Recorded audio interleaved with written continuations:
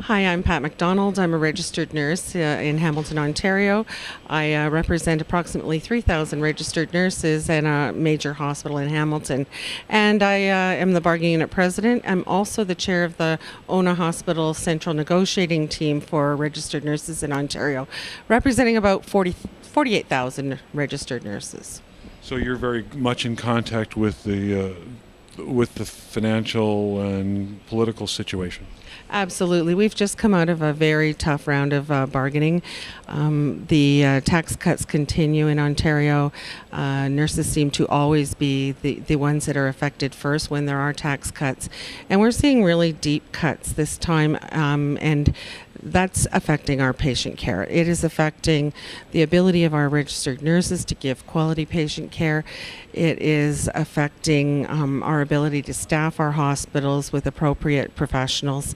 And it's affecting us at the bargaining table, where the hospitals are really trying to put the pressure on because they know that we would like to save our jobs. So they're putting a lot of pressure on us in ways they haven't put on before. What does that pressure look like?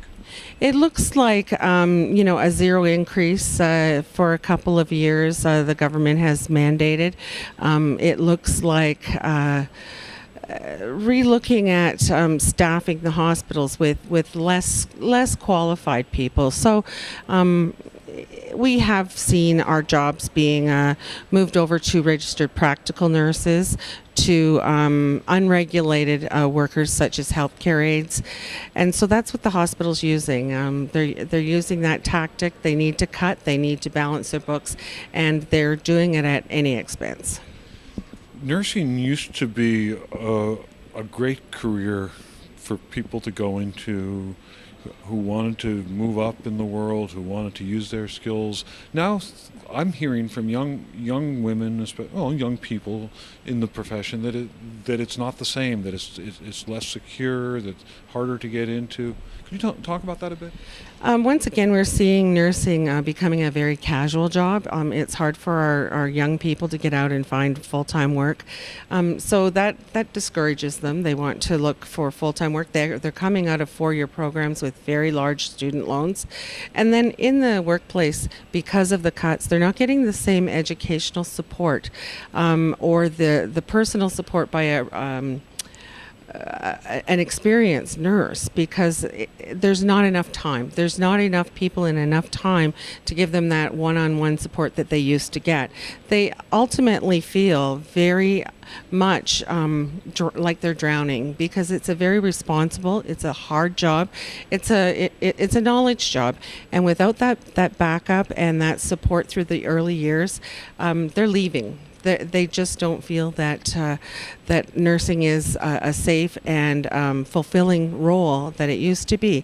And in addition, nurses, no matter which generation they're from, I've been nursing for 34 years. No matter which generation, we went into nursing because we want to care for people. That's the type of people we are. And the current environment doesn't let us be real nurses. It doesn't let us, give those extra pieces of care and comfort and consolation to our patients. It's very, very tough. It's very fast-paced, and you don't get to know or connect with your patients like you used to. So you're losing a lot of people from the profession then? We are. It's not a profession that the young people are going in as much as they used to. It's a hard job. We have the highest incidence of injury and illness in the country. It's a heavy job. People don't really associate nursing with that kind of heavy labor, but it is a heavy job. We have high injuries. We have a high incidence of violence in the workplace. It's a hard job. Sure, it must be. And many of your colleagues are going to other professions then?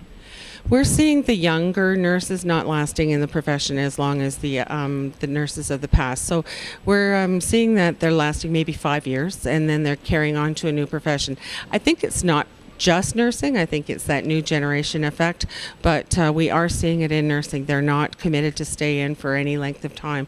They're there to advance to the next step. They're going back to school, doing their master's degrees, and looking for other alternatives. It's a very interesting phenomenon. Now, all of these, we've been talking about the impact on nurses and professionals of these cuts. What about the patients? The patients are feeling the cuts. We have long wait lists. We have patients lined up in hallways. There's not enough staff to care for them. We're seeing patients be a little more impatient than they used to be because it's harder to get that immediate reaction from a nurse unless you're in an extreme emergency. So our patients are feeling it. They're waiting longer for their surgeries. They're coming in having had needs for joints, for example, for 8 to 10 months. And so they finally get in on the operating table only to perhaps be canceled because there's not enough staff to do the surgery. You mentioned physical assault against nurses. Does this play into that? It is. It's a real issue. It has been a real issue for all of our career, but the impatience is showing a little bit more violence and a little bit more lashing out at us because people want someone to blame, and we're the front line. We're the first people they see, and so the nurse gets the blame. You would think that the impacts on patients would have some effect on the public consciousness and political and politics. Seems like our government isn't listening to us. There are current studies out there on morbidity, mortality in hospitals that have less professional nurses in their staffing models. It doesn't seem like they're interested in hearing those statistics. It's not a new stat. The stats have been out there for a couple of decades. In the American statistics, the British statistics, they just don't seem to care. And we're seeing our WSIB injuries going up. They're not paying attention, and we really need to get them to pay attention because it is affecting patient care. Final thoughts that you'd like to leave us with?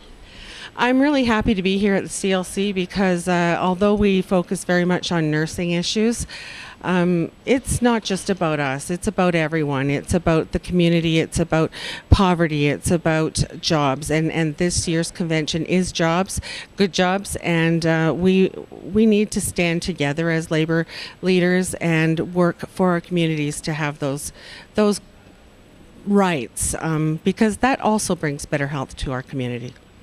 Thank you very much. You've got a tough fight. Keep up the good work. Thank you.